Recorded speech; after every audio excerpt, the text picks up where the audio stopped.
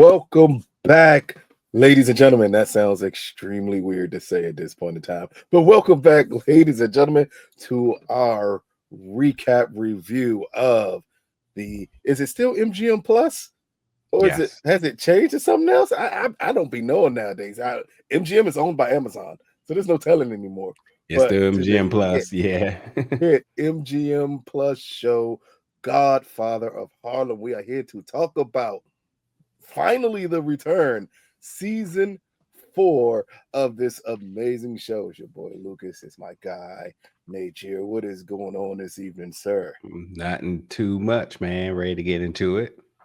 Hey, look, it feels like it's been so long since we've actually gotten a new Godfather of Harlem episode, and this show has decided on the first episode to start off, all puns intended, guns blazing, as we relive the end moments of season 3, which is the death of Malcolm X and how that affected Bumpy, as the episode opens up in possibly one of the most heartbreaking fashions humanly possible, of having Betty Shabazz on the stand testifying about the death of Malcolm and pointing out, of all people, that she believes Omar, who was at the end of season 3, we realized just how trusted he was with Malcolm. But she points out as Omar is one of the people who shot and killed Malcolm. What did you just think about opening up this season with such a high profile testimony and the pointing out of Omar?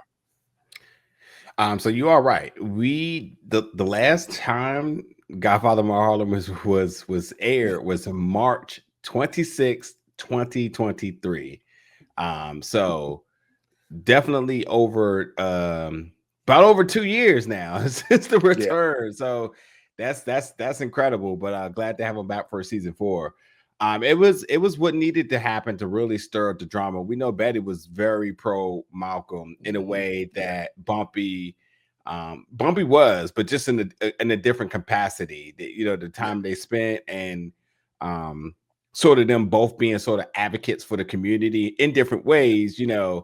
This is I believe a very shared and understanding an unfortunate ending that was always on the table. So at this rate, I think she's just expressing her truth and Yeah.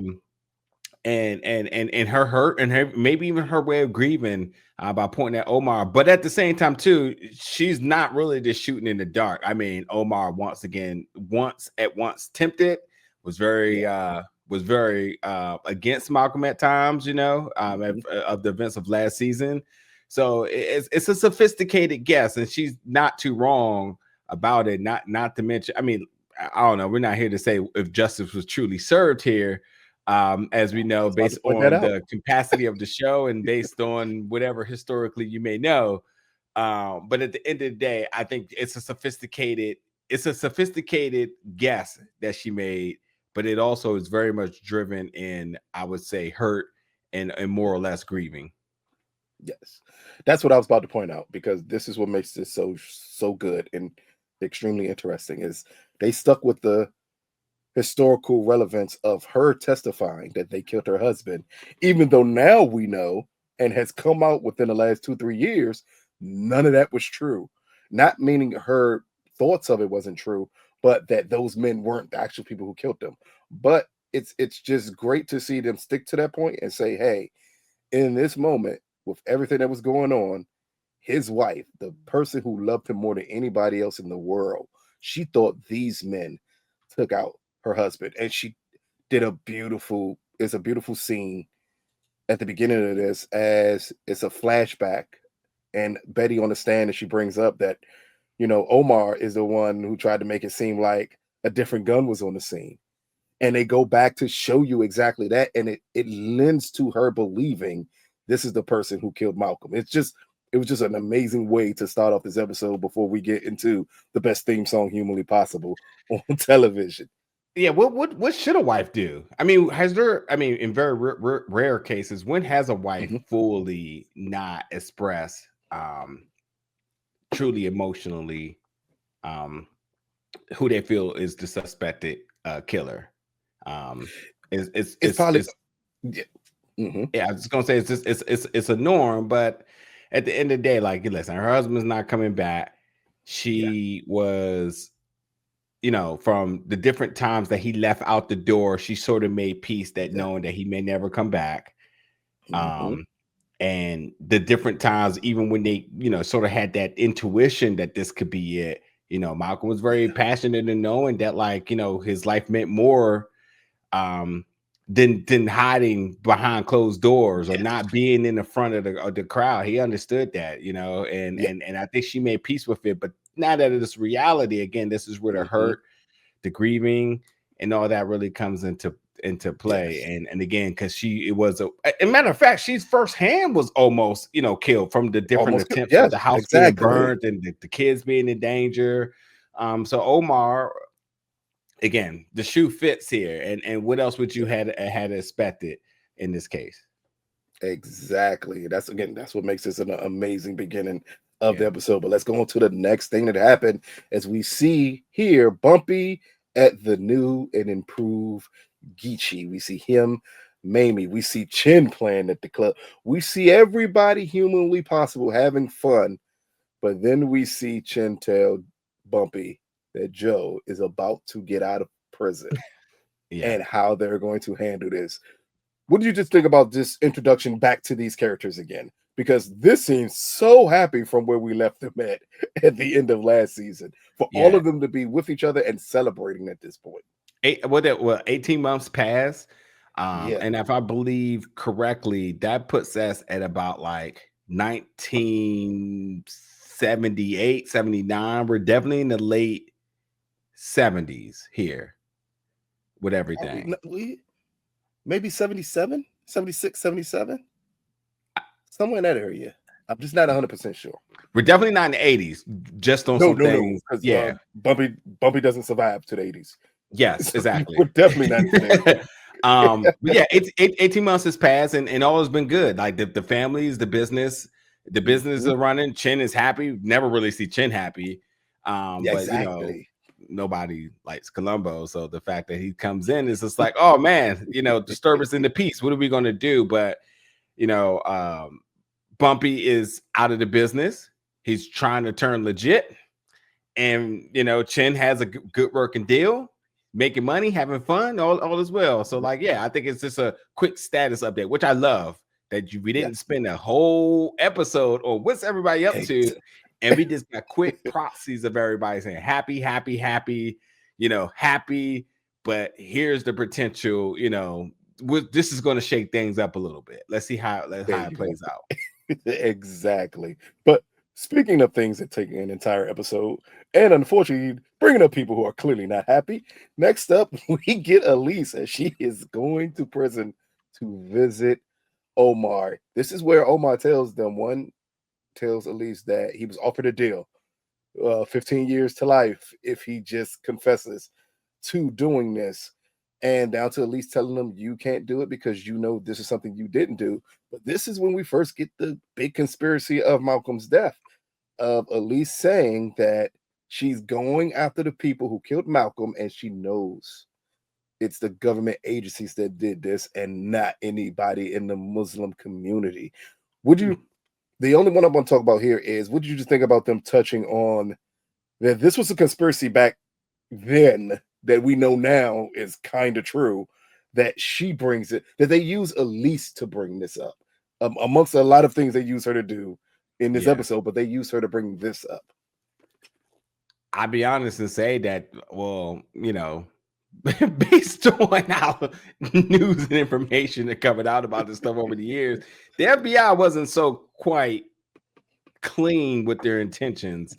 So this is again not her really shooting in the dark, because she, as she said, she was on the road with him, so she heard from the dictators that she was around. They went to see Fidel Castro, right? And exactly. He got intel too, and this is like because he knew they were on him too. So it's like it was no surprise when these sort of figures were moving that the Alphabet Boys were following, and Elise saw it firsthand, and so she has a perspective that definitely has some measure of validity to it. But it's interesting because no one, I think, on the street level, no one really understood just how powerful Malcolm was, and this was beyond the Muslim community at this rate. Now, this was becoming a national security issue and threat. So you know, she's not so wrong even in this setting. And I think, you know, the more and more you realize, like, that makes sense. It is interesting that they're using Elise as sort of like the conspiracy theorist, truthist type of character to kind of create commentary in the show. Hey, you know what? I'm all for it. We'll talk about later. Just the evolution of this character is what makes it so interesting. She started out as just a crackhead. I didn't want to say crack. I was trying to come with a better term, but yes, it's a crackhead. She was on that Ducci, and she was hooked hard on it. And for her to get to this point, that's what makes this show so interesting and so good that she got to that point to try to get that off of her. Next up, and I'm gonna focus this on two parts here because I'm gonna skip a scene in between and come back to it. But next up, we get Bumpy as he visits Miss Wilma. Am I saying her name right? Yeah, Wilma, played by Whoopi Goldberg. And this is where she tells him, your bank loan. You broke. Exactly. Tells him your bank loan has been denied. Not only that, because we are no longer moving drugs, we are operating everything at a deficit. And this is where Bumpy attempts to come up with a plan to fix it. And in the next scene with Bumpy is with him meeting with the bankers and them basically telling him, for us to back your $3 million loan, and keep in mind, people, again, this is in the 70s. He might as well have been asking for $80 million. But for you know what? Back and their response was accordingly. Give us everything as a measure of liability for this. hey, all Bumpy missed was he should have been Angela Bassett from Black Panther 2. I've given everything. This honestly, on this scene, it was like it's like that time when you have this good idea, which I'm probably speaking very personally here. You have this good idea of saying, you know what, everybody come over, we're going to have game night, and you play a couple of things, and at some point you pull out the Monopoly, right? And it's all good and fine until everybody starts to target you, and by the end of it, all your assets are given over to one person, and you just pissed that you even played the game in the first place. Like, that's how they did them. They basically was like, if you're going to get this money, you might as well have this land on Park Place for this. I'm going to need everything before we proceed. You won't be going past go, my guy. Exactly. What do you think about just Bumpy being at this deficit from him attempting to run a legal business? And him just still resisting, like, no, I don't. The point, he was very resistant about ever getting back into that business, down to even the bankers telling him, like, without this money, his account telling him, without this extra money coming in, you're not clearly worth that much. And just a balk at him having to put up his family house as collateral, and all of that, he was not for. What did you just think about Bumpy being in this predicament as we open up this season? Yeah, I think it's the duality of why some people, when they talk about they were really left with no options, why some people resorted to going to the fast life in terms of drug dealing or whatever it may have been, because it understands that the system isn't quite so welcoming to us. And this goes from business loans to mortgages to it just trickles down, and it ain't nothing had changed. So, like, understanding that you can have all the money in the world, you can have the great credit score, you got the track record, whatever it may be, but in order for you to get that loan to secure that from a bank, they're gonna treat you as if like they're gonna take you around back and rob you for your draws. Like it's just what it is. So like it tells me that the systematic oppression, well in place, well sustained in the 70s, even for the biggest kingpin drug lord in New York. There you go. No one was exempt. Hey, no matter how much you have succeeded, Bumpy Johnson, this Dodge Charger is still gonna run you 36%. Just understand. It's understand. It's still gonna run you 36. You could put down 99% of what the car is value, and they're gonna be like, for that $1, 45% interest. Don't even worry about it, bro. Hey, that ain't nothing like that 6-year, 92-month lease. You gonna get this stuff. Oh, but we will go back a little bit and focus on the return of Joe. As first we get Joe as he sits down on return with the family. And here is where he lays out everything. He is pissed at Chin. He lets everybody know that Chin set him up. He's pissed that Chin is working with Bumpy. He wants Chin dead, and then he wants Bumpy dead. But then he hears both of them are protected. And this is where Chin lays it out that he refuses to sell any dope at all to Joe. And then we'll go back before you answer that. Before I get into the question for that one, go to the following scene with Joe, and this is where he visits Stella, and this is where he gets to sit down with her, letting her know that you still owe me, in correlation for him needing her to talk to her dad about him getting some drugs. Just what do you think first about the interaction with Joe and the family as he returns, and we see Chin being a lot more forceful with Joe than we have in the past? And then what do you think of Joe going to, of all people, the true Godfather of Harlem, Stella, to make a deal for some drugs? Take my joke. I was going to say that. Yeah, ain't no love in the heart of the city. So that's number one. So Chin is flexing. Like he's protected. His seat is very much confirmed and established. No threats. Everything in the deals are all in place. So like, yeah, he's barking and puffing his chest a little bit more because Joe can't do nothing to him right now. And honestly, it is kind of interesting because Joe really shouldn't even have a seat at the table. And I'm sure that's how Chin feels in the first place. But I got to be honest, and I don't know if I said this 2 years ago because it's been that long now. Yeah. What I really have enjoyed watching over now 3 seasons coming into this 4th season has really been the evolution of the princess of Harlem, and that's Stella. And I what I like about her is because now she's calling the shots.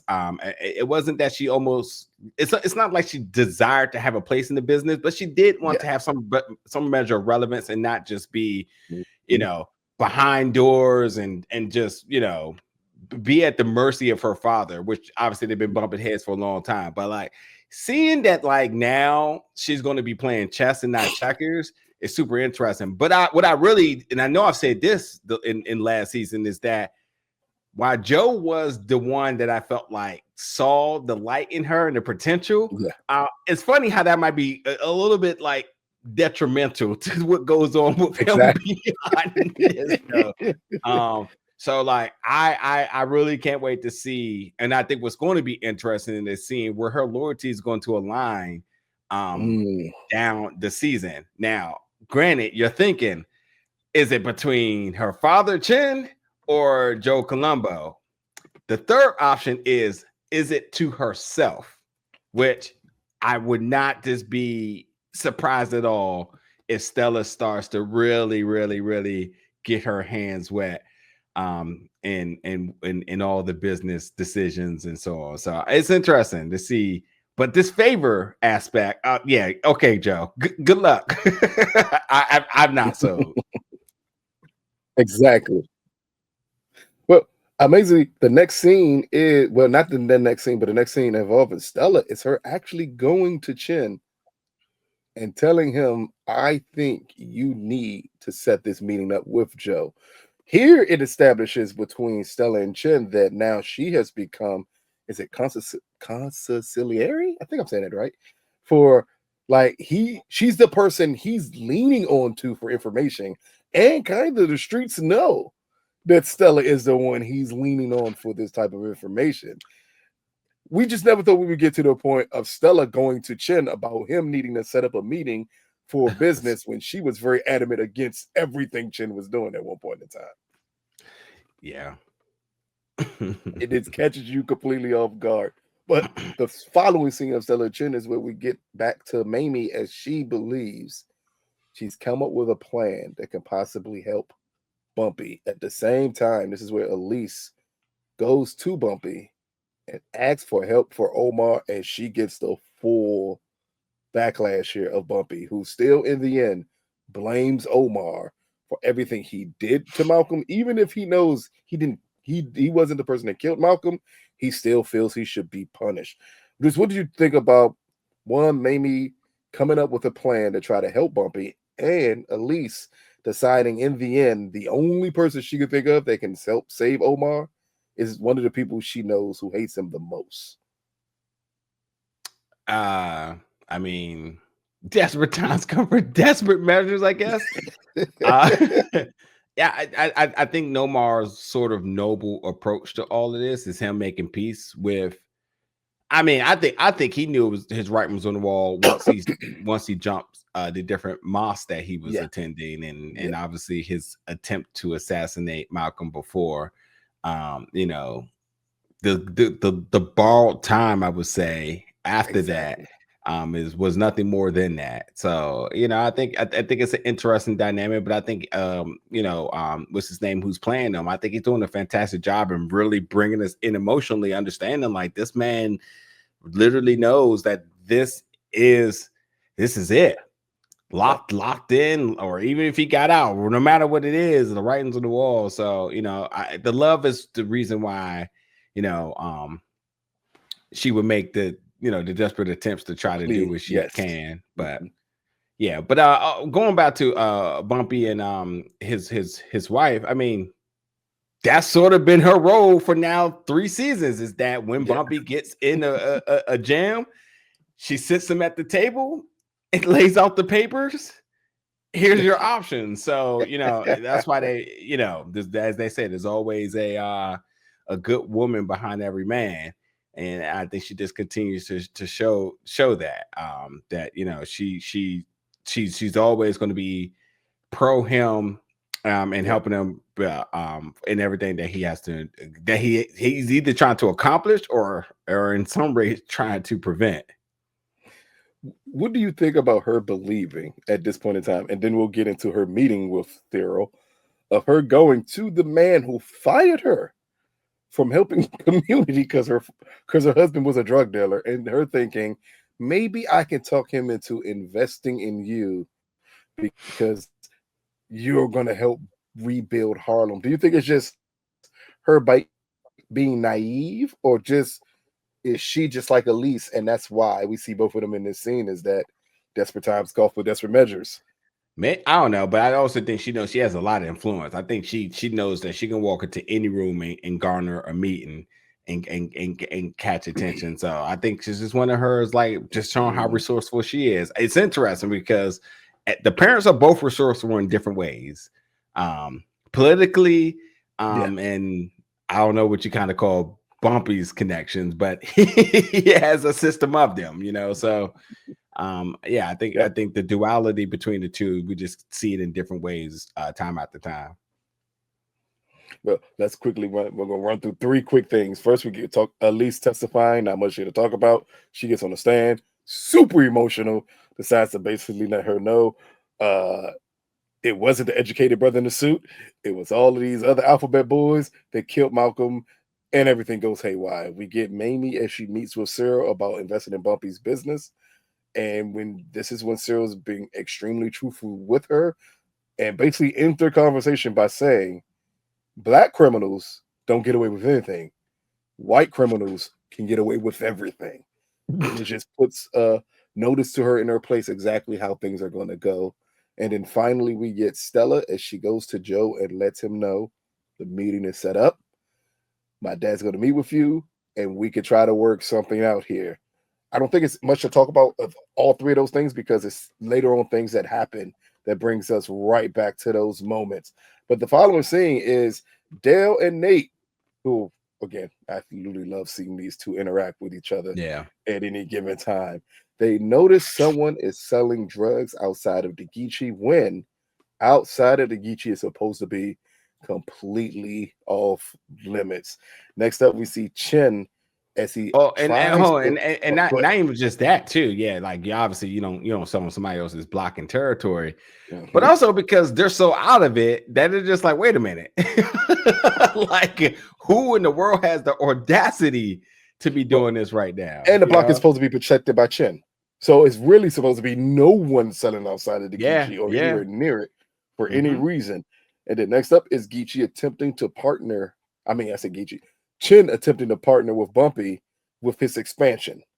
And Bumpy being bluntly honest with him and saying, no Italians are needed here. I want to do this on my own. At this time is when Nate comes in and let Bumpy know exactly what's going on. We go to the outside. We realize it's one of Chin's men who attempts to lie and say he had Chin say so to sell drugs until he sees Chin. And Chin kills him and tells Bumpy, this is what partners do for one another. What do you think about this power move by Chin? Because killing this guy was only a power move for Bumpy to understand, I have your back and I want in on your new business adventure. I didn't think that was the question he was going to go at. Do you think Chin orchestrated all of this to kind of show? Really? Yeah, to kind of show a measure of faith. Together. Yeah, like was it all just a measure of faith? Because like, come on now. But season 1, Chin ruthless. So the shoe fits. So absolutely ruthless. And I do think that the friendship agreement that they have with one another is based on trust. And that's fine. But what Bumpy's trying to do isn't the measure of, I wouldn't say is a measure of strictly making money or is based on principles of trust and prior friendship. I think he wants to say like, I just want to have something on my own without a web of connections back to you all. Because that's what it's always been. They've always had some type of interconnecting web to one another, and for all sorts of for all the deals that they made, or the territories, or who's to connect, the distro, whatever it may be, as we've seen that shift multiple times here. So I think he just wants to say, like, I just want this to be my own. And I also think the driving motivation behind this is because he wants to prove Malcolm right. Yes. Or, well, I ain't gonna say prove Malcolm right, but he wants to show Malcolm he's doing right. Because I can't remember. Malcolm did at one point in time tell him, if you ever decided to go straight, you can do this without a problem. So in a way, it would be proof, especially after he lost Malcolm. Like at this point, he wants to say, like, no, I'm doing this, and I'm doing it for my community. Like Bumpy's very adamant, like this is for my community, and you all can't be involved if I'm doing it for my community because you all sell drugs. Technically, I might as well do it if I'm gonna let you into my business, kind of thing with Bumpy here, which is a very interesting way to take this. But next up, we get back to court, and here we get the prosecutor playing a tape I would have never thought they would play in the courtroom, and that was at the meeting at the tea house with Omar and one of the other brothers of the nation, as they were plotting at this point to actually kill Malcolm. But Omar was just pretending to plot with them, and he literally took all this information back to Malcolm. What did you think about, one, that they had this place bugged, or do you think the nation gave them the information on Omar? Oh, it was bugged. It was bugged. 1,000%. It's typical FBI shenanigans then. Because in a way, I don't think there's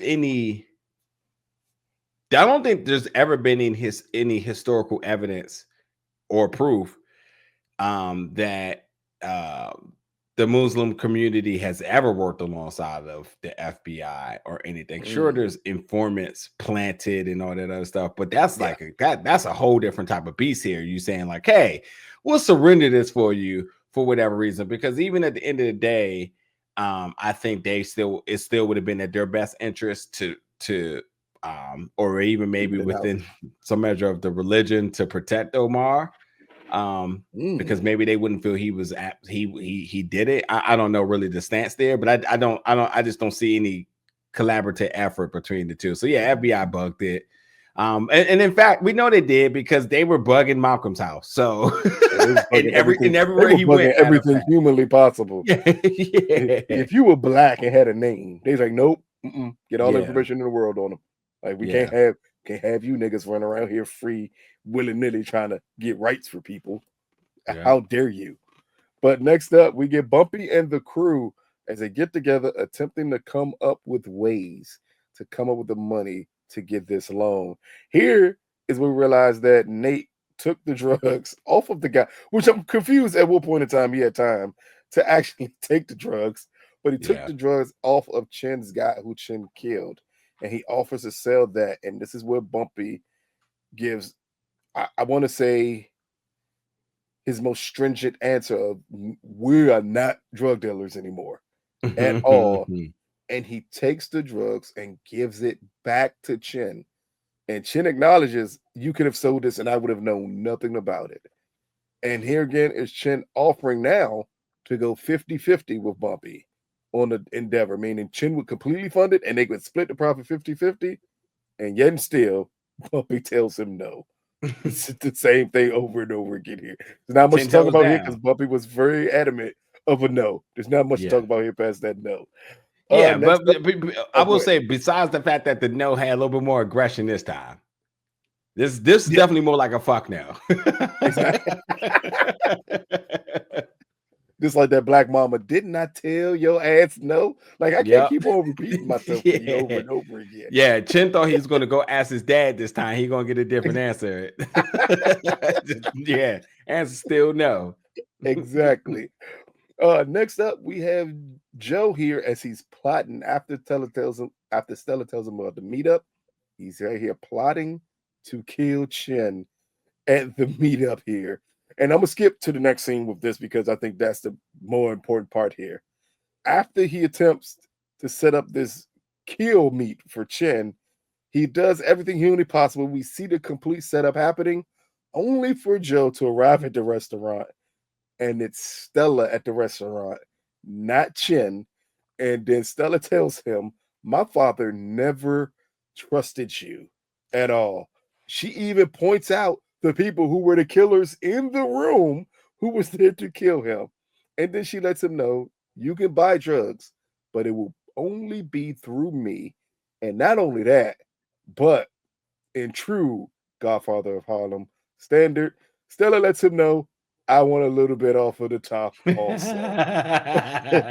What do you think about this complete? Because this is a complete power play here by Stella. Yeah, I love it. That's it. I ain't gonna be long with it about that one. I just love it. I think God loves Stella, man. Hey, at this point, Joe, Stella's the most gangster person on this show. Oh, 1,000%.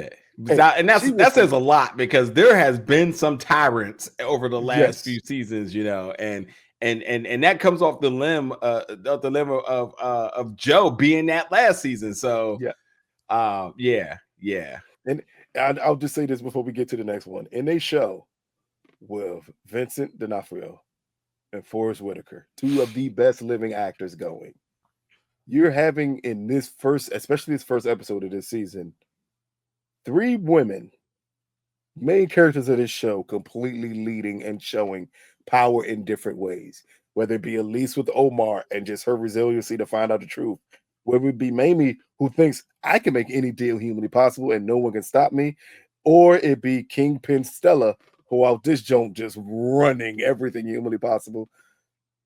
Just to have this many great written female characters this early in season 4 shows kind of the shift that we're getting with Godfather Harlem, which is an amazing shift to have happen. Again, with two of the best actors ever on screen that could do it at any given time.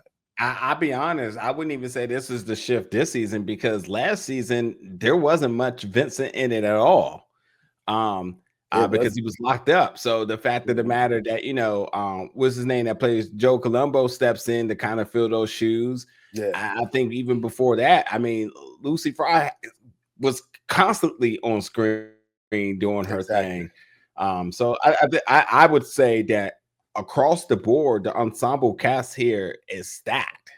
Yes. And they added more this season, which we know coming down the line at some point. So I just think they do a really good job in terms of this depiction of history, but like making these characters so well rounded, but also giving so much for these characters, these actors to work with within these characters instead of it just being a very linear style of storytelling. Like you get so much from them, from the emotions, from the gangster moments, all of that. You're just intrigued, and then the actors are doing their thing and bringing that to life. Exactly. Next up, we get possibly the biggest heartfelt moments of the episode.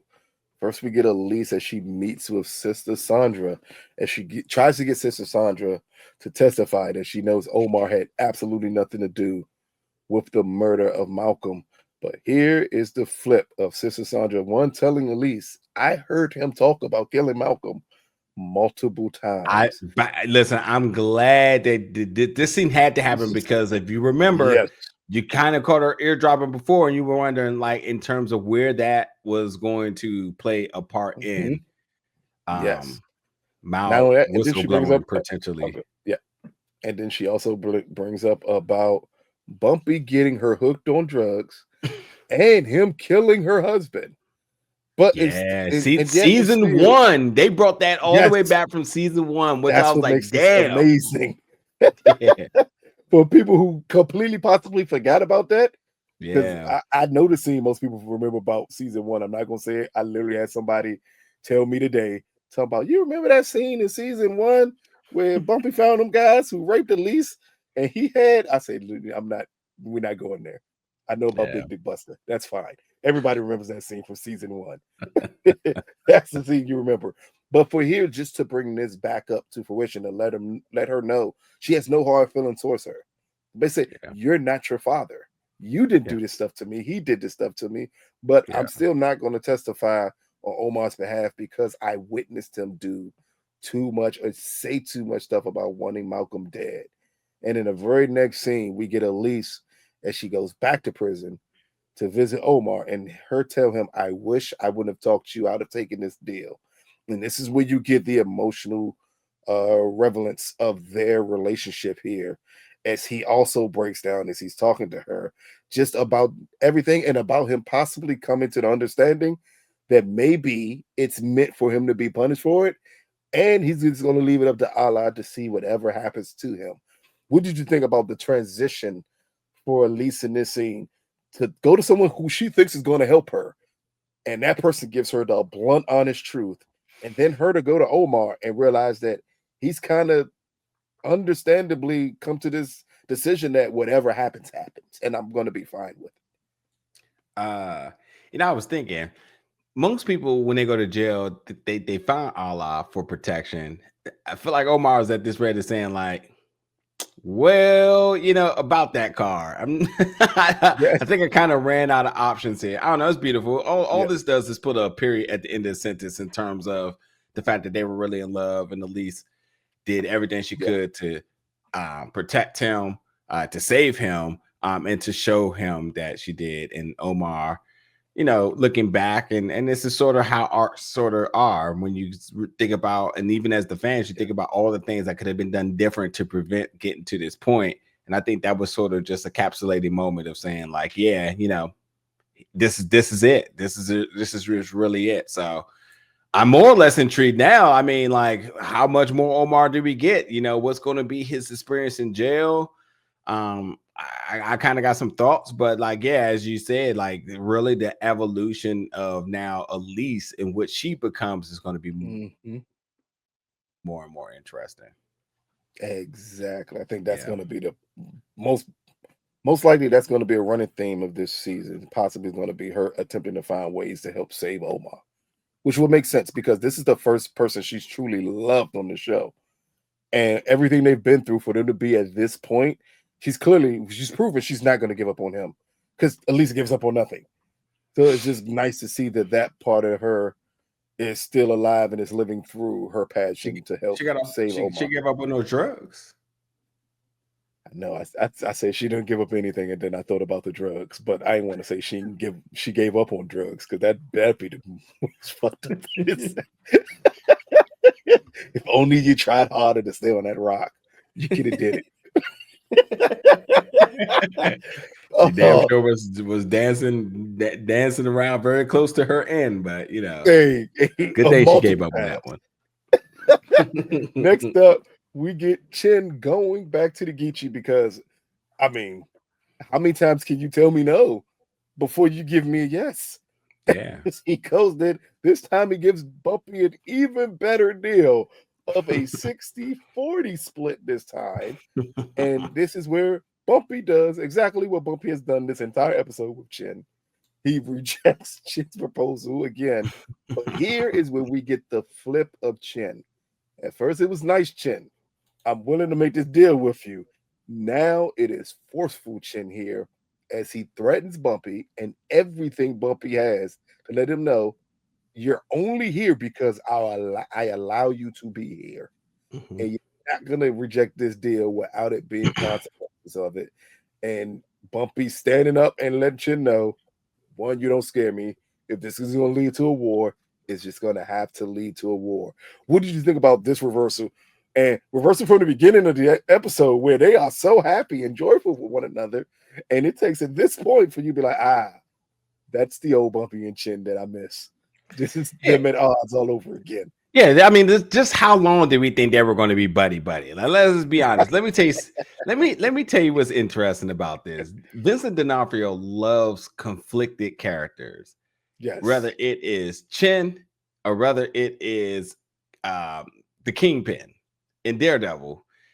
This is what he does both, which again, a testament to his acting, because two characters that you can easily say have the same sort of construction are very drastically different and very drastically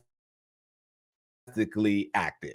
But at the end of the day, they all, as a protagonist, has their antagonist, because that's sort of what makes them good characters, and that's what makes good actors in terms of working off of each other. And whether it's Charlie Cox, who is a well-respected actor, or if it's Forrest Whitaker, who is one of the best actors in the world, you see Vincent and just his entire range. But come on now. Do you like the Kingpin and Daredevil on the same page? Do you like Bumpy and Chin on the same page? Hell no. Give us the drama, give us the conflict. Let these men go to work and do what they do.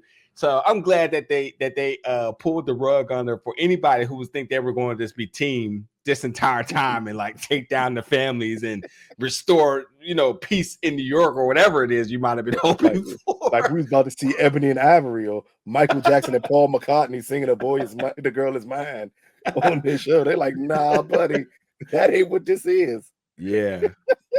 So that's like, yes, thank you. Let's get back to business now. But it is interesting to see that beyond their utter differences, that there's still a measure of respect.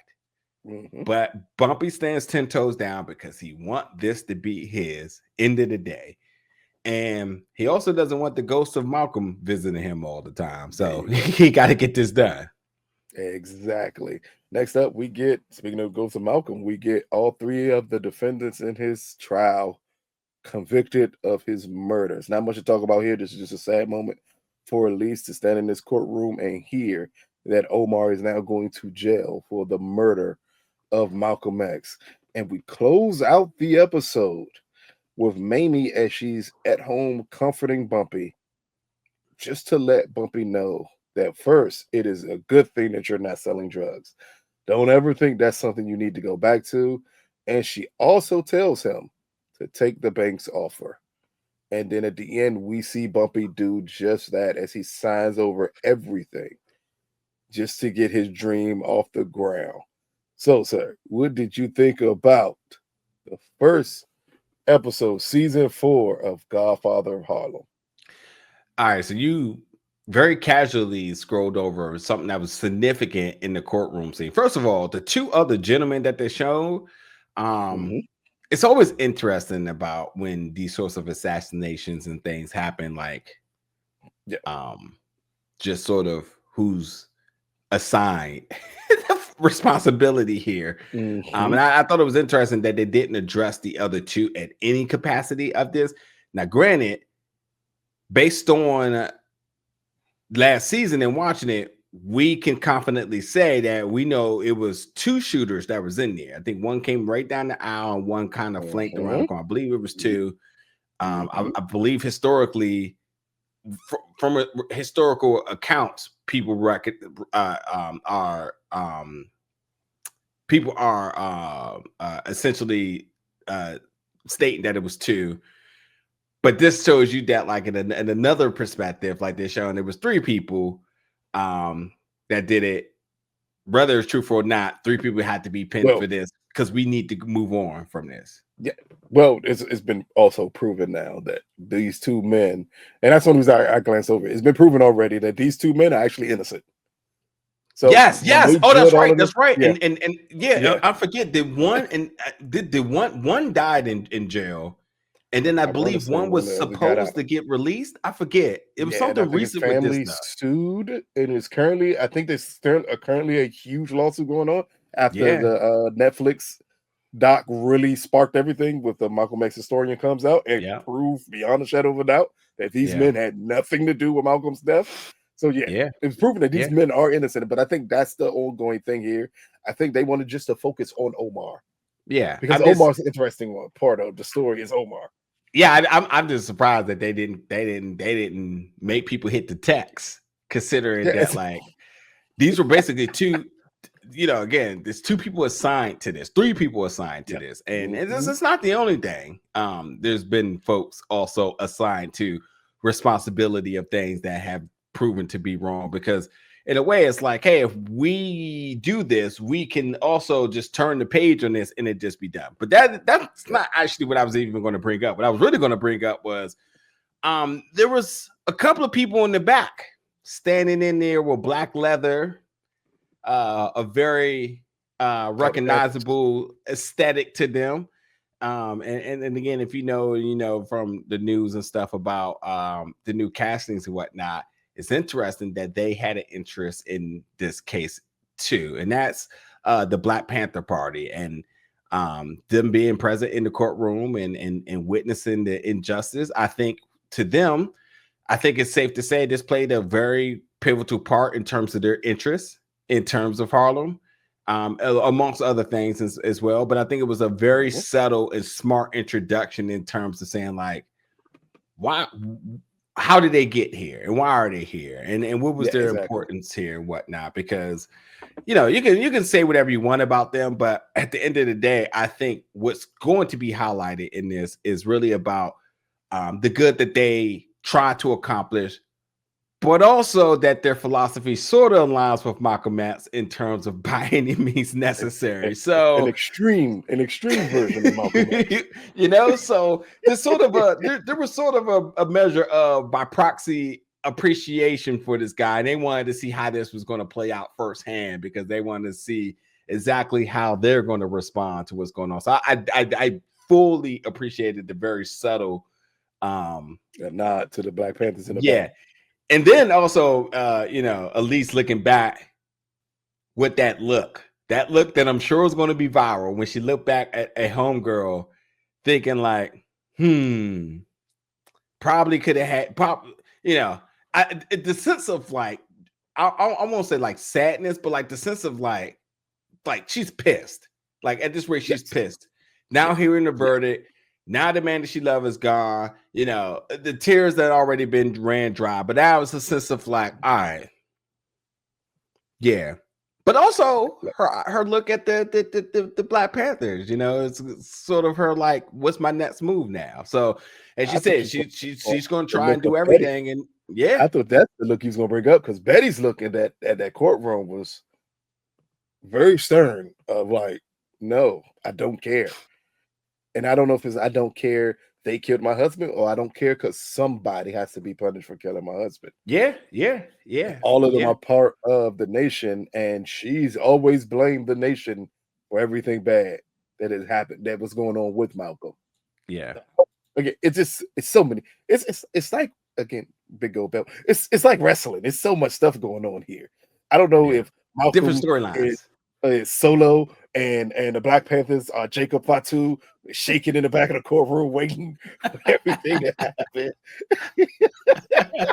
Like I But don't. It's a lot going on here.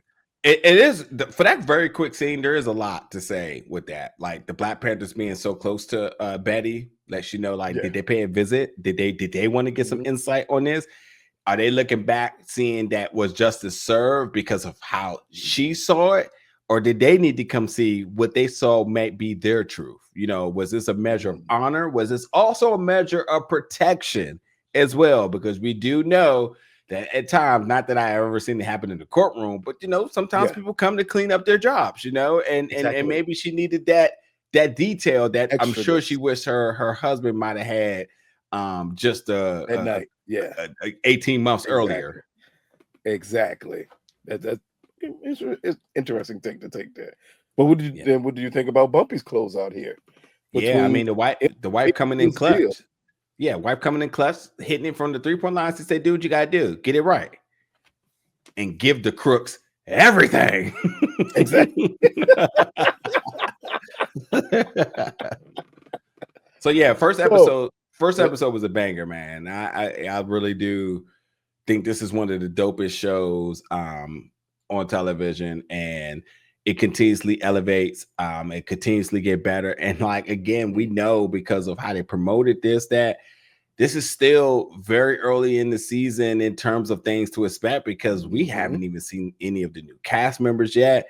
And we know with one of the cast members and the character he's playing, just how that shakes up everything. And you know, for all the folks that's watch American Gangster, the Denzel movie, along with T.I., I can't even think of anybody else that's in it right now. I'm about to say Chiwetel Ejiofor is in the film. Yeah. There's so many people beyond T.I. you could have mentioned. But if you know in the movie, like it's so many people.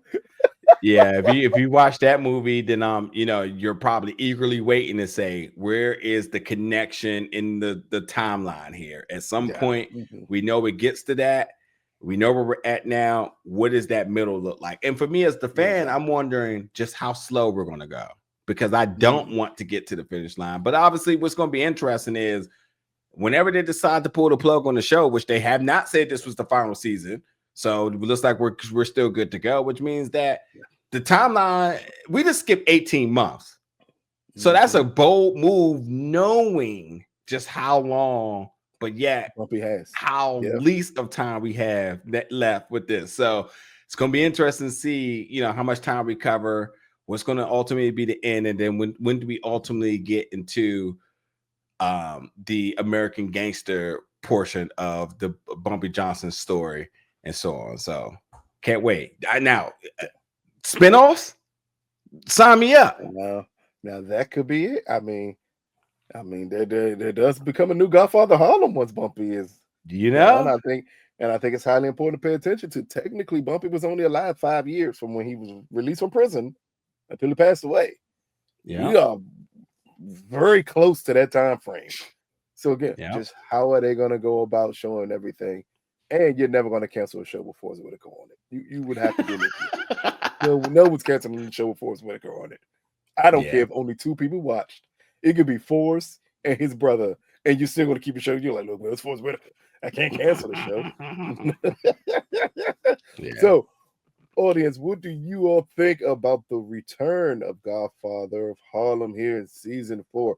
What do you think about the reintroduction of the characters? What do you think about the reintroduction of Chin and Stella? Like, what does that relationship look like moving forward? What do you think about Bumpy's new plans to revitalize Harlem, and will that work out for him this season? And what do you think finally about Omar and Elise here, with the love of her life now being convicted of killing someone who everyone thought was the love of her life? How does she move forward with all of this to the rest of the season? So please comment, subscribe. What else you need to do? A like button. Come back next week. And come back next week. Oh, well, that's obvious. You got to come. Come back next week. Come back every Sunday after the episode airs. Come up here, have fun with us, talk about this episode, joke in the comments about this episode. Let us know your true thoughts about Godfather of Harlem season 4. This has been another recap review of, again, the hit MGM Plus show starring Forrest Whitaker that will never be canceled because it stars Forrest Whitaker, Godfather of Harlem. Peace, people.